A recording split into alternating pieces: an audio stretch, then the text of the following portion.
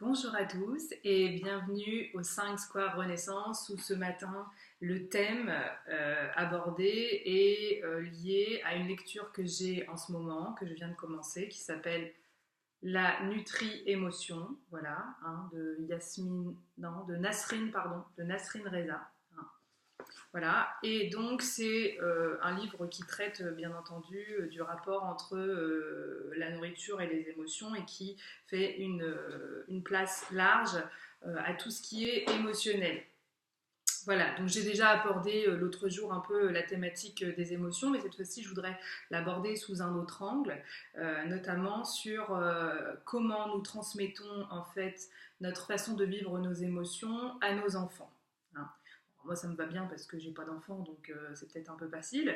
Mais ça n'empêche que je crois comprendre des choses et j'ai quand même un vécu, hein, bien sûr. Hein. J'ai observé les gens autour de moi, je me suis observée moi-même avec le comportement que je peux avoir suite à l'éducation que j'ai pu recevoir. Donc, voilà, je me sens quand même apte à venir vous parler de tout ça. Et j'aimerais surtout vous lire un passage et ensuite voilà, vous faire quelques commentaires par rapport à cela. Alors, donc Nasrin Reza dit: En travaillant avec des enfants souffrant d'un blocage émotionnel, j'ai constaté qu'ils essaient toujours de préserver le bien-être de leurs parents au détriment du leur. Ce schéma n'est qu'une réplique du comportement parental. Les parents ne veulent pas confronter leurs enfants à des émotions dites négatives, ce qui peut a priori paraître naturel, mais qui est peu constructif pour le développement psychologique de leur progéniture. Si vous avez des enfants, vous avez certainement déjà été dans des situations de non-dit émotionnel. Vous essayez au mieux d'éviter que vos problèmes déteignent sur leur bien-être. Mais si vous observez scrupuleusement l'enfant, vous constatez qu'il vous est impossible de lui cacher vos états d'âme. Si vous essayez tout de même, le problème suivant apparaît. Si le parent prétend se sentir bien, la perception de l'enfant sur son environnement se trouve biaisée. À cet instant de mensonge et de non-dit émotionnel, il observe un parent soi-disant heureux, mais il ressent une émotion qui ne correspond pas à l'apparence. Une distorsion entre sa perception physique et son ressenti émotionnel se crée ainsi. Et cela engendre progressivement la coupure avec son système émotionnel. Dangereux. En étant confronté à des adultes qui alimentent de faux semblants, l'enfant intègre ce comportement de manière naturelle. Une croyance sournoise qui a été créée durant votre enfance régit la plupart de vos comportements actuels. Il faut intérioriser les émotions négatives. Donc ça, c'est ce qu'on croit. Cela est non seulement impossible à appliquer à long terme, mais également hautement néfaste pour le corps, la psyché et le système émotionnel. Comme dans le cas de figure d'Andy, c'est un cas de figure qu'elle cite juste avant, vous observez que ce dernier essaye de protéger sa mère de toute souffrance en ravalant ses émotions avec de la nourriture. Tous ces non-dits sont stockés dans le corps et enregistrés dans la psyché. Sa mère, qui est le déclencheur d'un comportement dans lequel les faux semblants prévalent sur l'expression émotionnelle, a dû réapprendre à s'exprimer. L'expression émotionnelle se fait par un processus spécifique que j'ai appelé la communication corps-émotion. Elle permet aussi aux parents, autant aux parents qu'à l'enfant, d'être pleinement conscients des émotions. Et ils apprennent ainsi à dialoguer d'une toute nouvelle façon. De cette manière, ils se libèrent spontanément de leur blocage émotionnel. Tout peut être dit, mais d'une certaine manière. Voilà. Moi, ça me paraissait important de vous lire ça parce que effectivement, il y a un système de masque qui se crée du parent à l'enfant avec cette espèce de volonté de paraître pour son enfant parfait. Et donc de masquer si maman a du chagrin parce qu'il y a des problèmes à son travail, si maman a du chagrin parce que ou si papa a du chagrin, hein, je prends l'exemple de femme, parce que étant une femme, je comprends mieux le système féminin, bien sûr, mais voilà, les hommes aussi ont des émotions, hein, d'ailleurs c'est très très beau quand ils les expriment. Alors, donc, euh, alors d'autant plus si maman a une difficulté avec papa et qu'elle est en larmes dans la cuisine parce qu'il vient de se dire quelque chose qui l'a qui lui a un peu retourné le cœur, l'enfant va dire, parce que les enfants c'est des éponges, les enfants c'est des éponges, c'est un truc de fou, c'est-à-dire qu'ils ressentent tout, vous n'avez rien besoin de dire, ils captent, ils ont des capteurs, ils sentent.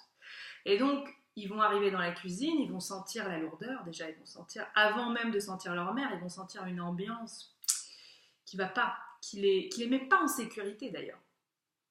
Et ce n'est pas du tout pour vous culpabiliser, pardon, on est dimanche matin, hein, donc il faut que ça se reconnecte. Voilà, c'est pas c'est pas du tout pour vous culpabiliser parce que de toute façon, vous êtes des êtres d'émotion. Donc forcément, il y a des jours où ça va, des jours où ça va moins bien. C'est inhérent à l'être humain. Et je pense que c'est important de transmettre ça à ses enfants et surtout pas de cacher ça, de pouvoir leur dire, ben voilà chérie, il y a des jours comme ça, il y a des jours où ça va, des jours où ça va pas. Et les jours où ça va pas, faut l'exprimer. Mais les jours où ça va bien, exprime-le aussi. Sois dans l'expression de tes émotions. Et et cet enfant va dire à sa mère, ben maman, ça va pas. Et qu'est-ce que va dire la mère? Si, si, chérie, ça va bien, maman va bien, ne t'inquiète pas, chérie. Donc en fait, on leur apprend dès leur plus jeune âge à mentir. En fait, effectivement, c'est ce que vient souligner ce livre, c'est-à-dire que on leur apprend en fait quelque part. Cet enfant, il a le cul entre deux chaises. Il ne sait plus s'il doit faire confiance à son ressenti ou s'il doit faire confiance à la parole de sa mère. Sa mère lui dit, alors qu'elle a une attitude émotionnelle complètement liée à une espèce de tornade émotionnelle intérieure, elle va dire à son enfant, non, non chérie, tout va bien.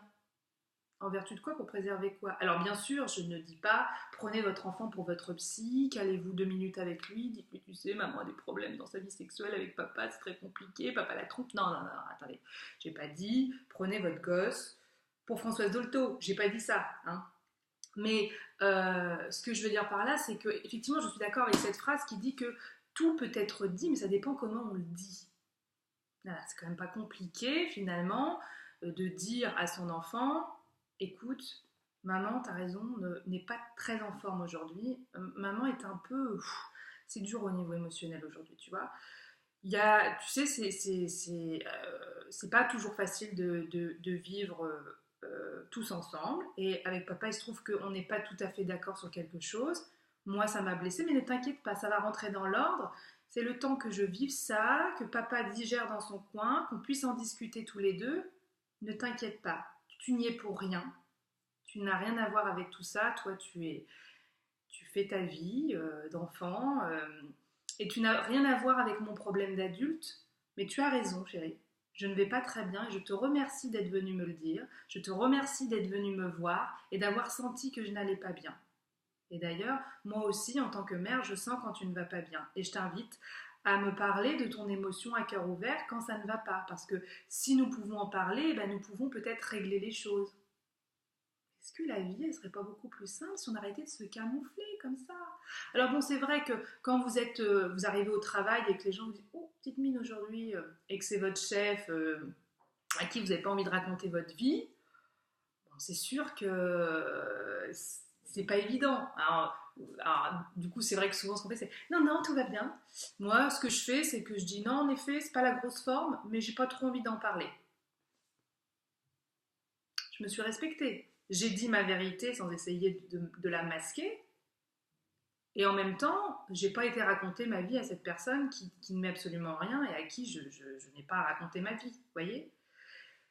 Mais c'est cette espèce d'équilibre qu'il faut trouver entre ce que l'on ressent vraiment et ce que l'on dit. Parce que, alors notamment effectivement avec nos enfants, parce que nos enfants, ça veut dire on leur donne un schéma émotionnel, une construction émotionnelle qui est complètement bordélique et qui fait que dans leur vie affective, amoureuse et de eux avec eux plus tard, mais ça va créer des espèces de conflits internes qu'on aurait pu éviter. Voilà, moi je dis juste ça, je dis attention, exprimons-nous et bas les masques, quoi. Voilà. Alors je reviens vers vous dans un instant pour vous faire une petite vidéo sur l'expression de soi aussi. Alors, parce que je crois que c'est important ça en ce moment, je crois que c'est vraiment quelque chose qui me tient à cœur, l'expression de soi.